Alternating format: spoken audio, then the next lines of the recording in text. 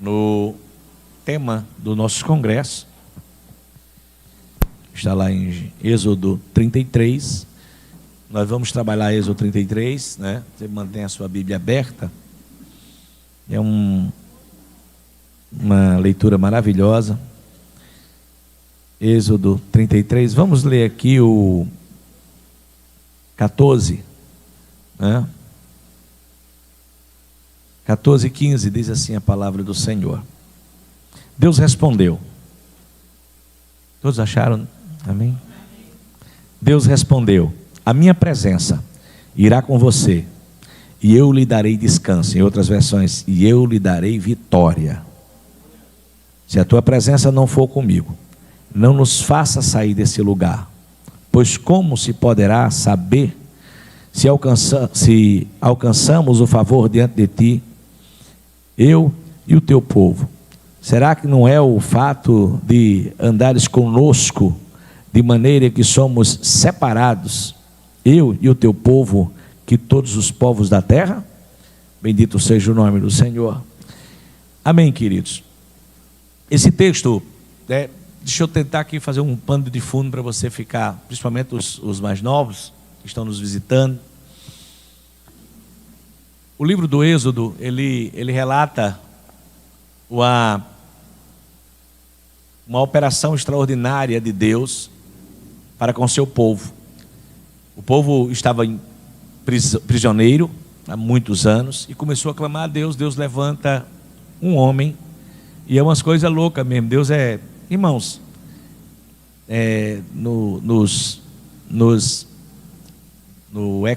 X-Men, quando eles declaram aquela guerra, né? E aí tem uma parte lá que eles dizem: nós temos o Hulk, né? Tipo assim, o Hulk resolve a parada. Pois é, então quando você estiver em guerra, você pode dizer assim: eu tenho Deus. Deus é infinitamente mais poderoso do que o Hulk.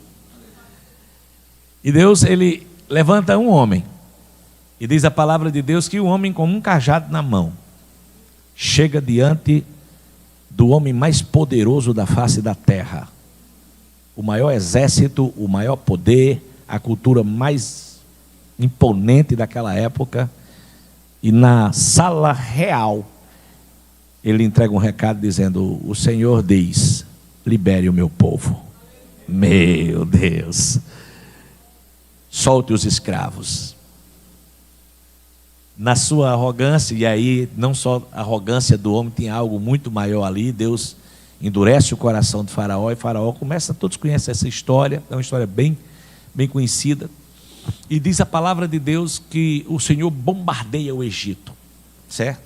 Irmãos, é algo tremendo como Deus lança aquelas pragas, né, humilhando os deuses do Egito, humilhando o Egito e mostrando o seu braço forte. Tirou Deus, na verdade, arrancou o povo dali com um braço poderoso. E lindo, apenas um homem com um cajado na mão e um intérprete. E um intérprete, né? Tem alguém lá para falar por ele. E aí isso é lindo. Só que diz a palavra de Deus que quando a última praga é lançada sobre o Egito, a morte ou a mortandade dos primogênitos, a Bíblia diz que foi um clamor terrível, né? Faraó libera o povo começa a ter na sua vida uma coisa que eles não tinham. Muitos tinham nascido na escravidão, né? Não sabiam o que era uma palavra chamada liberdade. Liberdade. E diz a palavra de Deus que eles começaram a sentir o sabor da liberdade. Deus abre o mar, Deus faz coisas lindas.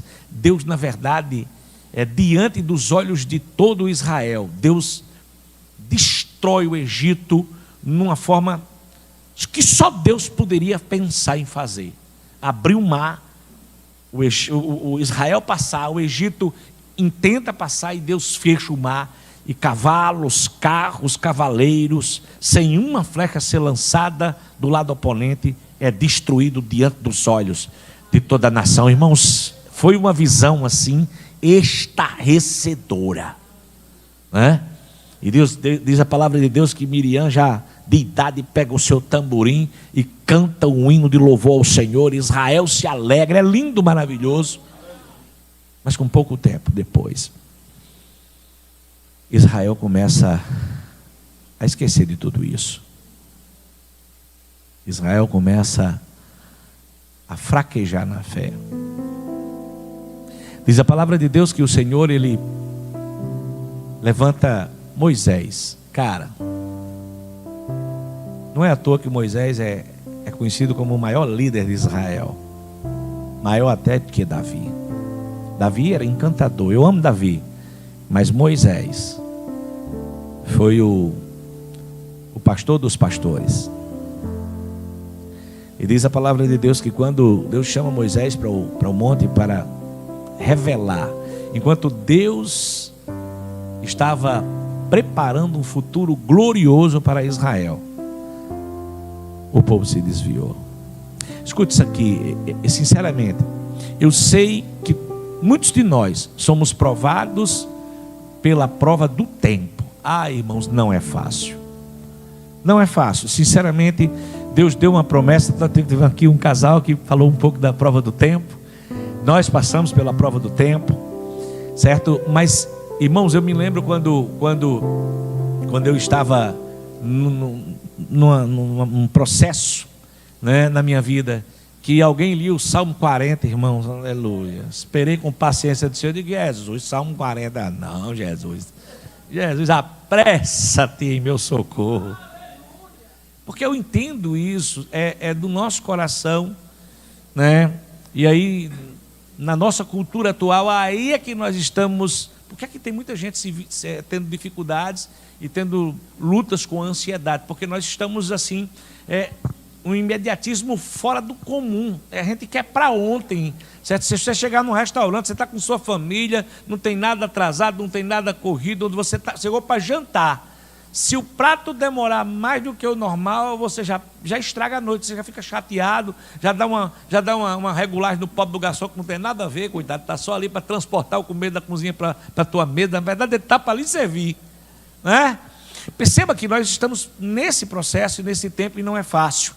Mas diz a palavra de Deus que enquanto Deus estava lá, sabe, a terra Deus já tinha prometido, o povo já existia, Deus agora estava literalmente preparando as leis para nascer para parir uma nação.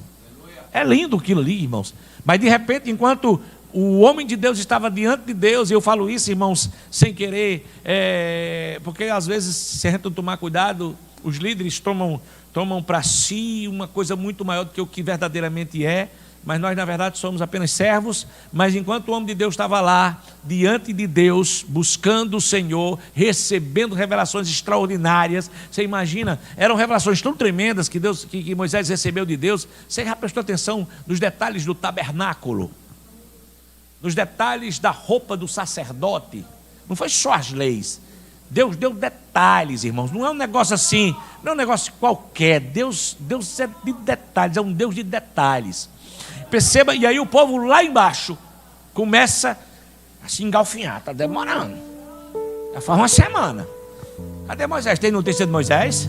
Rapaz, Moisés não apareceu ainda não. Rapaz, e agora? E aí começa, perceba, olha como a nossa mente, irmãos, é uma guerra. Existe uma guerra. O presidente Alexandre foi muito feliz nessa palavra de hoje à noite, né, de fidelidade, porque nós precisamos sim viver a nossa vida com o máximo de equilíbrio possível. Você não pode viver só juntando para ter nos seus celeiros sem viver, mas você também não pode viver o carpe diem, para dizer assim, propriamente dito, e não entender que existe um futuro para que você precise se precaver. Então perceba que o equilíbrio é que nos chama para o centro da vontade de Deus. E a palavra de Deus, ela nos fala muito. Essa semana eu li muitos livros e mergulhei em muitos livros. Mas sinceramente, irmãos, livros seculares, livros do meu interesse, né? E li muitos livros. E vou ser bem franco a dizer a vocês, quando eu me deleitei na palavra, Nada supera a palavra. Nada supera a palavra. Eu não estou dizendo que você não deva ler livros. Leia os livros que você puder. Mas nada. Quando eu comecei a ler Provérbios, bendito seja o nome do Senhor. Filho meu, atende para a minha instrução. Busque a sabedoria. Meu Deus, eu fiquei... A primeira, eu era um prostituto.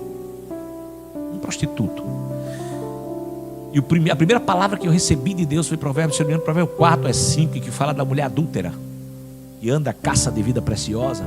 Aquela palavra foi no meu coração, na primeira leitura de Bíblia que eu li. Foi uma flecha no meu coração. E essa semana eu recebi de novo essa palavra. E eu comecei a me deleitar nela de novo. Eu disse: Jesus, que coisa linda, né? Que coisa linda é a tua palavra. Bendito seja o nome do Senhor. Então perceba que muitas vezes nós procuramos, buscamos, nós nos esforçamos e imprimimos muita energia em coisas que muitas vezes está distante, está longe da sua e da minha alçada. Está num nível muito maior. Escute, irmãos. E aí o que foi que aconteceu? Israel chega, faz uma reunião solene e diz assim: olha, Arão, vem cá. Moisés sumiu. Moisés não apareceu ainda, já está fazendo muito tempo que ele não, eu quero agora, nós queremos um Deus.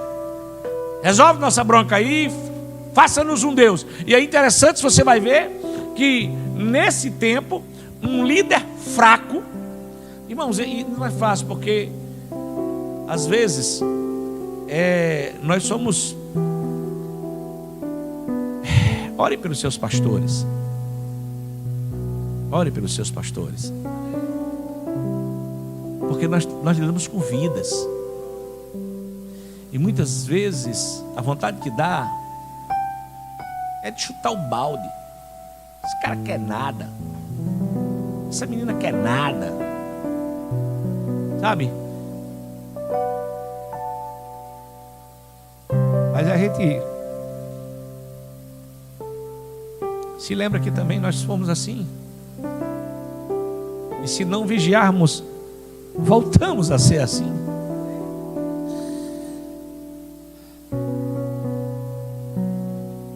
É um amor que nos constrange a suportar, a entender um momento difícil. Bendito seja o nome do Senhor. Mas Arão foi muito inconsequente.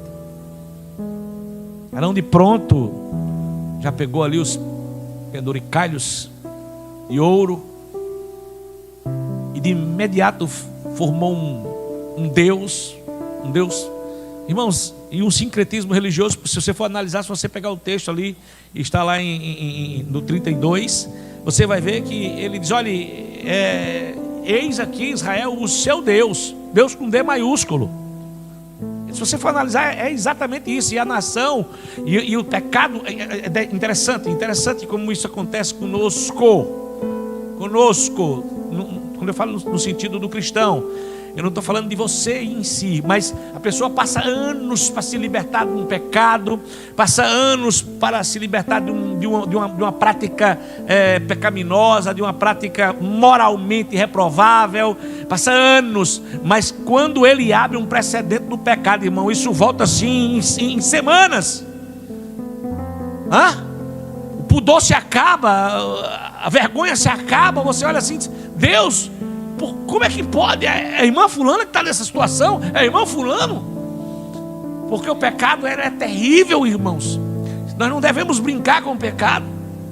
E diz a palavra de Deus que o povo se corrompe.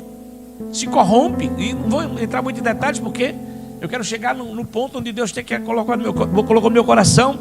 E diz a palavra de Deus que Deus lá no alto do monte, no grande encontro com Moisés, ali já passando as instruções para Moisés, Deus disse assim: Moisés, desce depressa, o teu povo se corrompeu. Ei, você imagina o coração de um pai que preparou tudo, que arrancou do Egito, que fez, irmãos, Deus, por favor, não se escandalize, mas eu vou dizer assim, Deus não fez não, Deus se amostrou com o Egito. Deus botou, foi para derreter mesmo. Deus fez assim, como ele, só ele sabe fazer. O homem ficasse assim, meu, que é isso?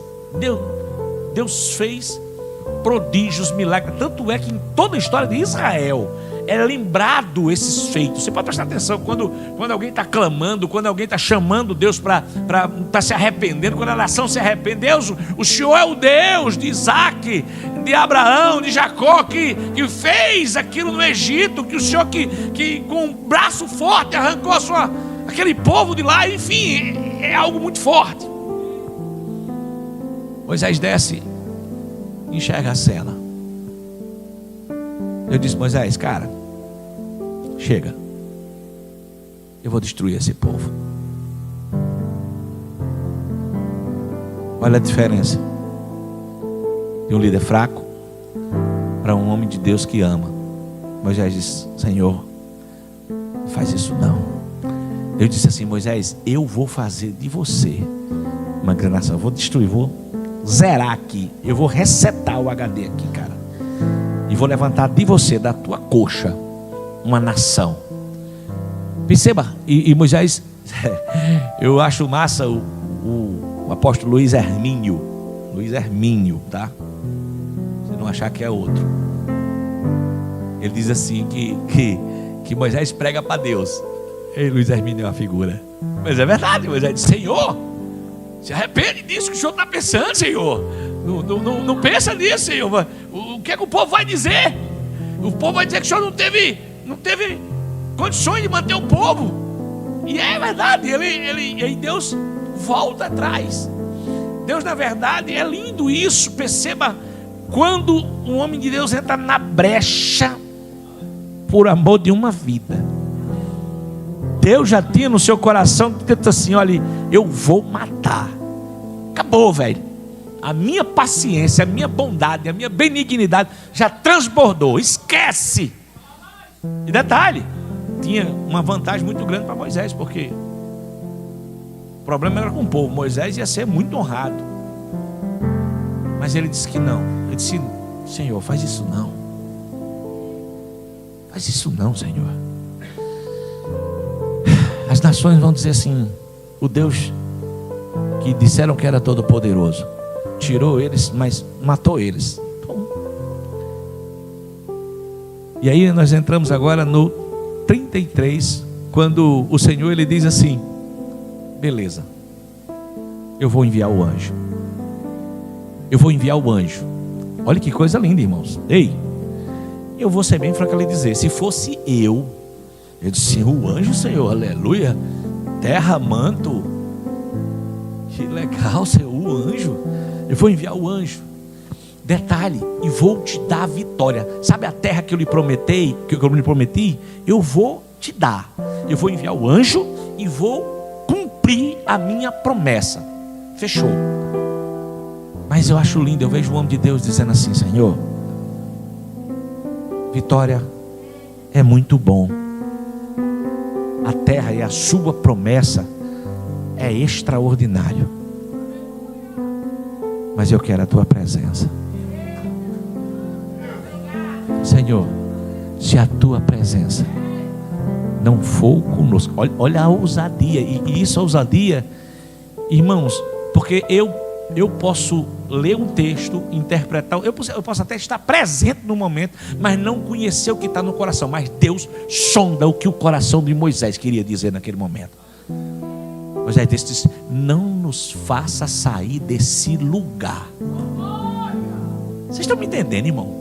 É Deus dizer assim, eu vou lhe abençoar, eu vou lhe dar vitória, eu vou mandar um anjo com você. Mas porque você é ruim, é complicado, é trabalhoso, se eu for com você eu lhe mato, então eu vou mandar o anjo.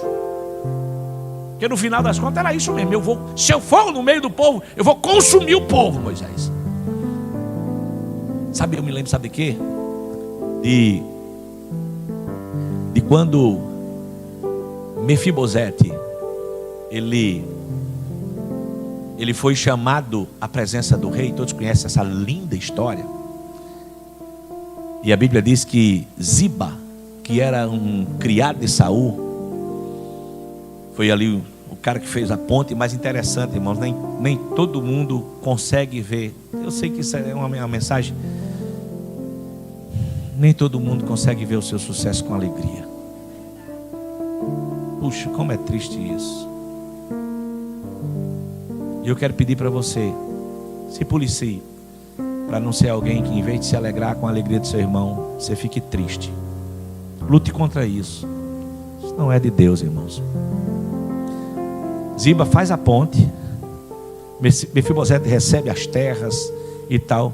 Mas diz a palavra de Deus que quando estoura aquele problema lá com Absalão e Davi tem que sair, Mefibosete precisava ir com Davi. Só que diz a palavra de Deus, depois se entende que Ziba, Mefibosete era um aleijado, era um deficiente, e Ziba precisava ter preparado a montaria, a cavalgadura de Mefibosete para ele seguir com o rei. Só que Ziba não fez isso.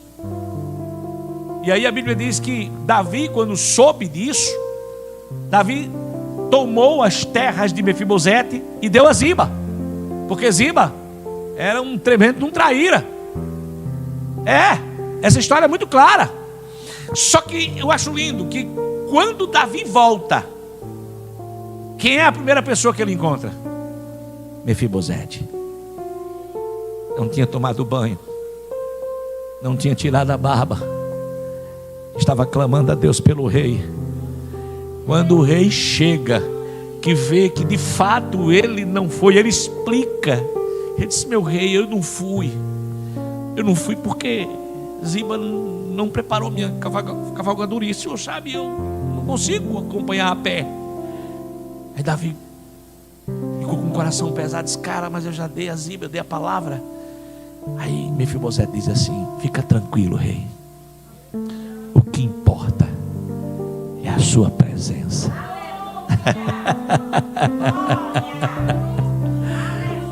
Tô nem aí para terra, Davi, tô nem aí para fazenda, Davi, tô nem aí para os animais. O importante é que meu amigo, o meu rei, está de volta em Jerusalém. Que coisa linda, irmãos. Se a gente não tomar cuidado, irmãos, nós trocamos rápido a presença pelas coisas.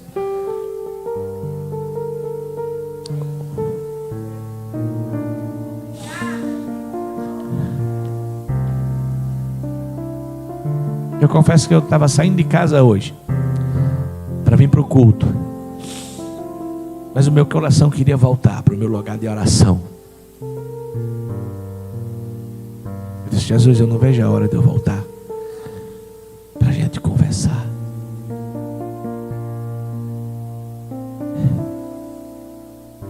Porque nós precisamos buscar a presença. É porque precisamos, irmãos, não é porque somos melhor do que ninguém, é porque precisamos. Deus, Ele faz promessas a Moisés, e pronto, Senhor, não,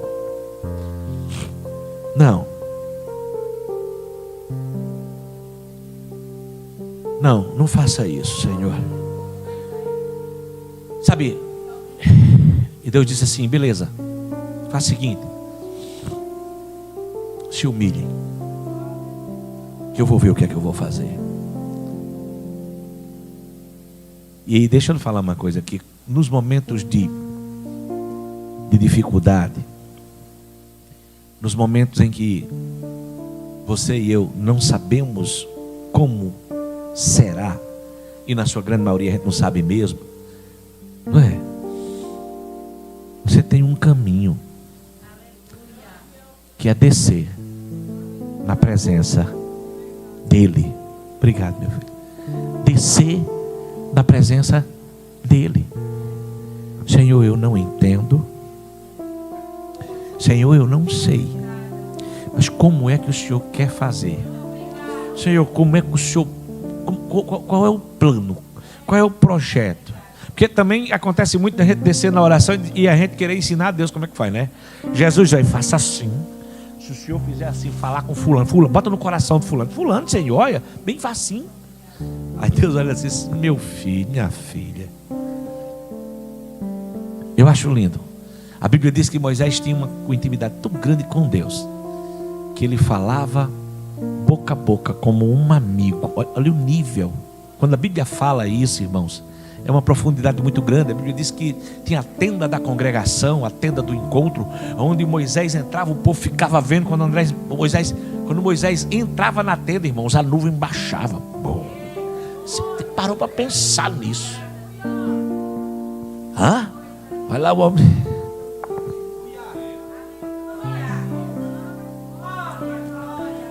Vai lá o homem de Deus, irmãos, cheio de problemas, cheio de dúvidas, cheio de bronca. 2 milhões de pessoas, meu irmão, uma pressão do tamanho do mundo. O povo pecou, cara. O povo pecou, o povo estragou tudo. E agora Deus está dizendo que não vem mais. Você imagina a cena. Bendito seja o nome do Senhor. E o homem de Deus entra na tenda e começa a conversar com o Todo-Poderoso. Irmãos, nós somos muito negligentes. Você tem uma tenda na sua casa, no pé da sua cama.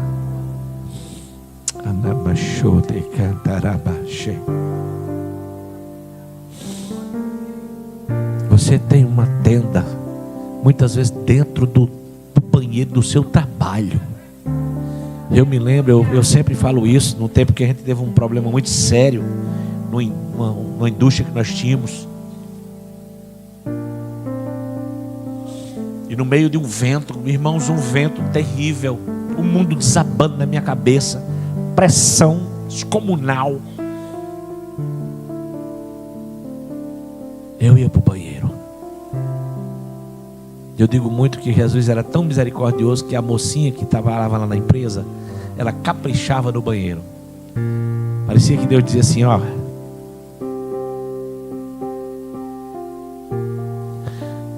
prepare o altar que ele já chega. Eu botava a cara no chão no banheiro, irmãos. Eu botava a cara no chão no banheiro. E a única oração que eu conseguia fazer era: Senhor, socorre-me. Senhor, socorre-me. Perceba, irmãos, que você e eu temos esse acesso.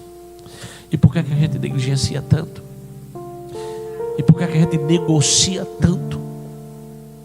E por que a gente não gasta mais tempo? Por que a gente não investe mais tempo? Bendito seja o nome do Senhor, porque o caminhar com Deus é relacionamento, irmãos. Deus, ele não está preocupado se você é um cara que prega muito, ou um cara que tem muitos dons, ou coisa parecida. Ele quer que você tenha um relacionamento com Ele. A base do cristianismo é relacionamento com Deus. Conhecer as Escrituras, praticar e viver. Chamar a presença dEle. A Bíblia diz que Enoque, ele tinha uma intimidade tão grande com Deus. Sabe aquela amiga que você não vê a hora de ter um encontro com ela? Sei lá, aquela pessoa que você ama. Eu não sei, eu acho que alguém que você quer estar perto, você quer, sabe, que quando tem um problema você quer estar perto, quando você está alegre você também quer estar perto. Enfim, perceba que Deus, Enoque chamava Deus de tal forma para a terra, por causa do relacionamento dele, que Deus disse assim: Enoque, cara, esquece, cara, vem para cá.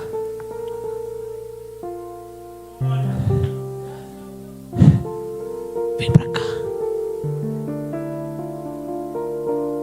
Puxa.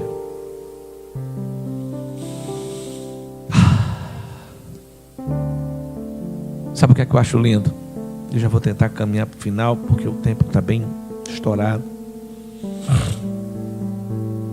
O Senhor falava com Moisés face a face.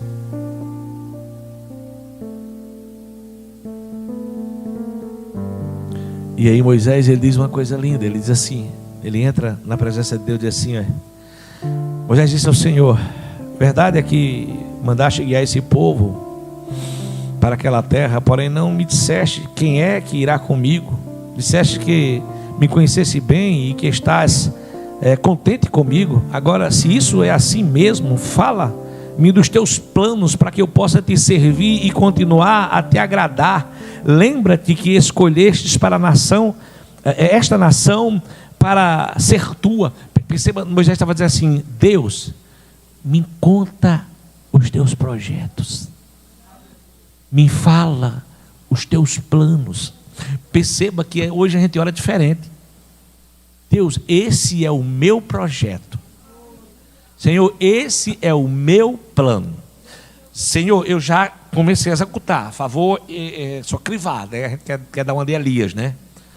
Conforme a minha palavra, não choverá nem terá mais orvalho. E Deus crivou ali. Só que a diferença é grande de Elias para nós. E aí, sabe, o Senhor, ele responde. E eu acho lindo uma frase que o Senhor fala, está lá no Êxodo 17, nessa versão, na nova tradução da linguagem de hoje, diz assim: o Senhor, Deus disse a Moisés: eu vou atender o seu pedido, porque eu conheço você bem, e você conseguiu a minha aprovação. Perceba que Moisés entra na tela, pleiteia com Deus, sabe, argumenta com Deus, isso com toda a humildade do mundo que alguém pode se apresentar diante do rei. Mas o Senhor, a resposta de Deus é o seguinte: beleza, pode ficar tranquilo, certo, eu vou atender o seu pedido, eu vou atender o seu pedido, eu vou fazer conforme o você está me pedindo, certo? Mas por quê? Porque eu lhe conheço, bendito seja o nome do Senhor, e você foi aprovado. Ei, irmão, deixa eu lhe perguntar uma coisa aqui, de coração: quantos de nós, de fato, podemos dizer assim: Deus se agrada dos meus caminhos, Deus se alegra, eu alegro o coração de Deus com a minha vida? Eu me lembro de Marta, Maria e Lázaro. Todo mundo queria Jesus para resolver uma bronca, para resolver um problema. Todo mundo se aproximava de Jesus para... De fato, ele era Deus pisando na terra. Então, beleza. Mas eu acho lindo que Marta, Maria e Lázaro era o local onde Jesus, sabe, se sentia de fato amado e se regozijava. Olha que coisa linda. A pergunta que eu quero lhe fazer: Deus se agrada da sua casa? Deus se agrada da sua família? Deus se agrada de você? A Bíblia diz que Jesus era como se fosse, sabe, o spa de Jesus, é o tempo de Jesus de dar um time, de se sentir em casa. Era na casa, ele era literalmente ministrado. Olha que coisa. Você imagina você servir ao Senhor de uma tal forma que Ele se alegra de estar na sua casa. Bendito seja o nome do Senhor.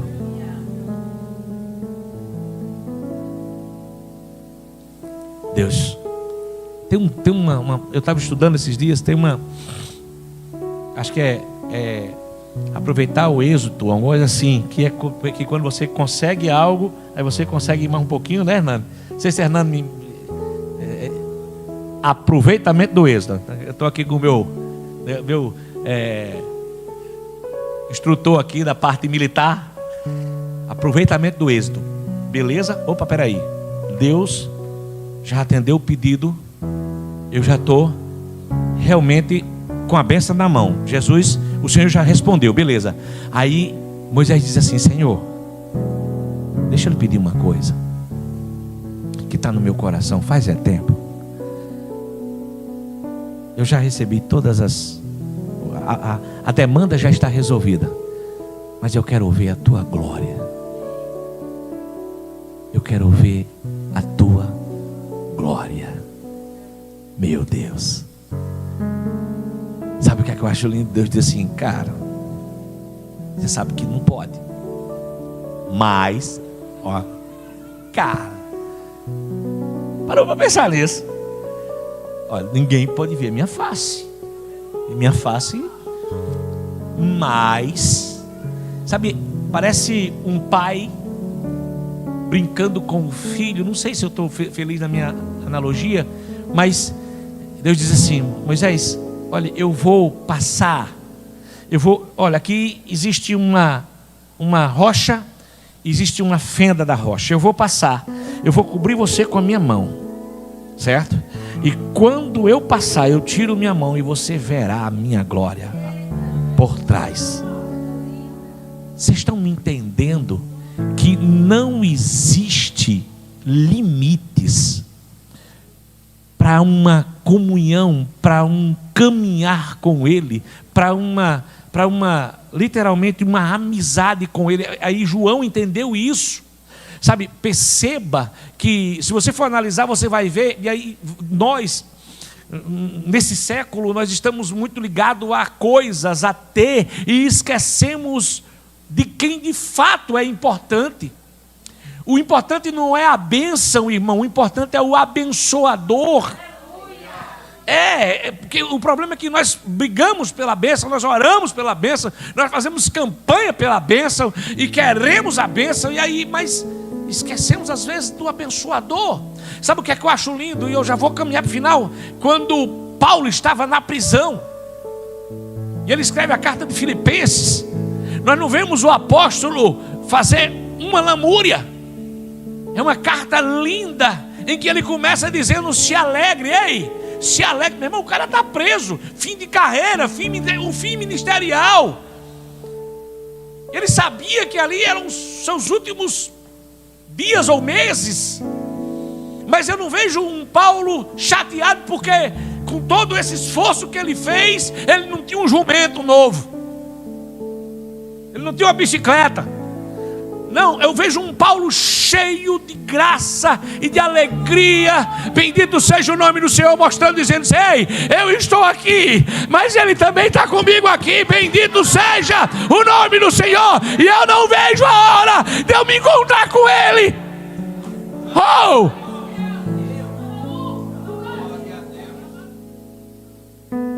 João, o apóstolo do amor. Ah, João.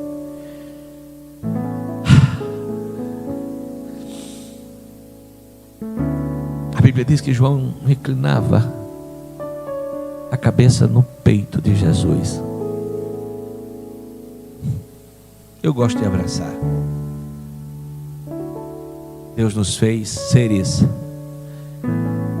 sabe, que amam o relacionamento. Eu gosto de abraçar. Às vezes até exagero, dou umas tapas nos irmãos. Mas eu acho que, sabe, esse calor. Ah, se eu pego Jesus naquele tempo, eu ia dar um abraço de Jesus e levantar os pés dele do chão.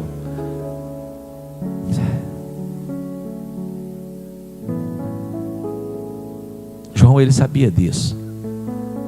João, ele aproveitou isso. As crianças, por que as crianças, lembra quando as crianças chegaram e quiseram acessar Jesus, e os discípulos quiseram, não, deixa. E coloca provavelmente uma criança no colo ali e diz: escute, fica tranquilo, vocês precisam entender que é assim, sem protocolo. O problema é que a gente cria tanto protocolo, meu irmão, que a gente não consegue chegar nele. Se o propósito é chegar nele, e aí a gente cria protocolo para não chegar nele, está errado. Está errado, irmãos. Bendito seja o nome do Senhor.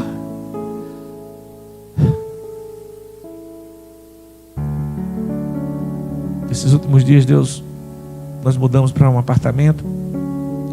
Minha esposa é testemunha disso. Eu não vejo a hora para chegar em casa. Eu tomo um banho.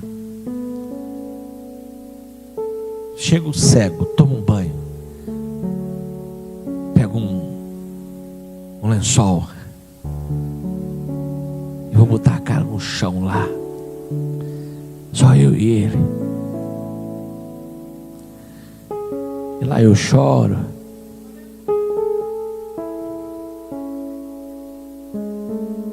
Lá eu converso com ele. E eu fico feliz. Eu digo: Jesus, obrigado por ter preparado esse lugar. Porque nós estamos tendo encontros tão formidáveis. Bendito seja o nome do Senhor. E às vezes você chega e diz assim: não tenho cabeça, pastor, eu estou com um problema. E escuta, irmãos, João, voltando para João, todos os seus amigos já tinham sido mortos, trucidados, Roma, pelos judeus. E João, já velho, no fim de carreira, em vez de ser jubilado, a igreja já era grande, irmãos, já existia recursos, mas em vez de ser jubilado, João foi perseguido. Alguns historiadores falam que João foi lançado num balde de óleo, um tacho de óleo quente, fervendo, e o óleo não teve poder sobre ele. O imperador, sem saber o que fazer, mandou ele para Pátmos, uma ilha, para ele ficar desterrado, longe de tudo, longe de todos. Mas eu não vejo João reclamando, eu não vejo João falando o que não devia, eu não vejo João chateado porque podia ter tido uma jubilação diferente. Que Deus é esse que não cuida do seu amigo? A Bíblia diz que no dia do Senhor, João estava orando, adorando. Ô irmãos, no meio às feras, no meio à fome, no meio da dor, João estava adorando. E não era uma igreja linda, com ar-condicionado grande, com muitas pessoas, com músicos excelentes. Não, João estava adorando no desterro. Mas diz a palavra de Deus que ele ouviu uma voz, como a voz de muitas águas. Uau! Ele veio para o culto de João. E ele disse que quando eu me virei para olhar, eu vi que os seus olhos eram como chama de fogo, os seus cabelos eram como uma lã branca, e ele estava vestido com um vestido de linho e um cinto. Os seus pés eram como um latão reluzente. Uau! Quando eu vi, eu caí dos seus pés como um morto. Ele disse: não tenha medo, João. Ei, João, sou eu, cara. Eu fui morto, mas eu estou vivo. Bendito seja o nome do Senhor. O que importa é a presença dEle. Não é onde você está, não é o que você tem, é Ele. Oh, aleluia.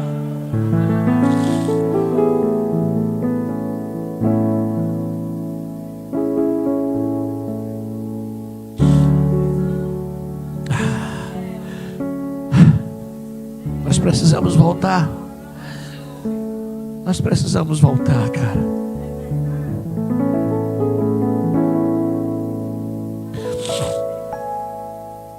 Para encerrar, eu me lembro do dia em que Deus estava me fazendo prosperar muito. Porque de onde eu saí, qualquer coisinha era muito, né? Quando você tem zero, qualquer crescimento é muito. Mas Deus tinha me feito prosperar. E eu, com muita alegria, eu peguei ali outra coisa que a gente está perdendo um pouco, irmãos. Eu gostava de dar o dízimo, sabe? De levar no altar. E o Pix está quebrando muito isso, né? Você concorda, irmão? Parece que não tem nem sacrifício, sabe? E eu cheguei com aquela oferta, que na verdade era meu dízimo. E eu comecei a me alegrar, grato a Ele pelo que Ele tinha feito me prosperar. E eu me alegrei, eu disse: Jesus, muito obrigado, Jesus. Isso aqui, cara, Aí Jesus bradou no meu coração e disse: ei, eu tenho saudades. Saudades, Senhor? Sim, eu tenho saudades daquele garoto que ia para os sinais entregar folheto. Eu tenho saudade de quando você não tinha condições de comprar folheto, mas que quando tinha o folheto você ia para os cruzamentos falar do meu amor. Sabe, Deus nessa noite está cobrando relacionamento. É uma bênção a sua prosperidade, é uma bênção a sua oferta, é uma bênção, mas Ele está dizendo assim: aí cara, existe algo muito maior. Eu quero o teu coração. Eu quero o teu coração. Me dê o teu coração, filho. Me dê o teu coração.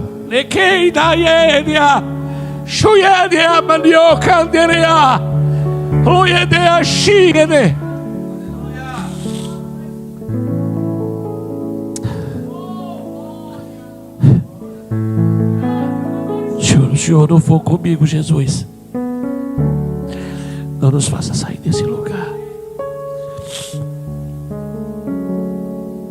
Que Deus aplique essa palavra no seu coração. Que você gaste mais tempo com Ele. E se não tiver muito o que falar, não se preocupe não, só chore. Eu não sei se vocês vão entender, mas tem hora que quando eu estou começando a orar, irmãos, a alma está gritando com muitas coisas e parece que o Wi-Fi não está pegando direito. Eu não sei se acontece com você sobre isso, e parece que você não sabe nem o que é que está orando, e tem hora que você não... Mas meu irmão, aí você persiste, e de repente parece que o Wi-Fi pega. Uau, acessou. Aí, cara, começa uma linha de raciocínio de oração, e você vai descendo e vai fluindo. Bendito seja o nome do Senhor. Tem um pregador do século passado que diz que nós devemos orar até aprender a orar. Deus aplique essa palavra no seu coração. Que Deus abençoe a sua vida, o seu lar, e seja contigo.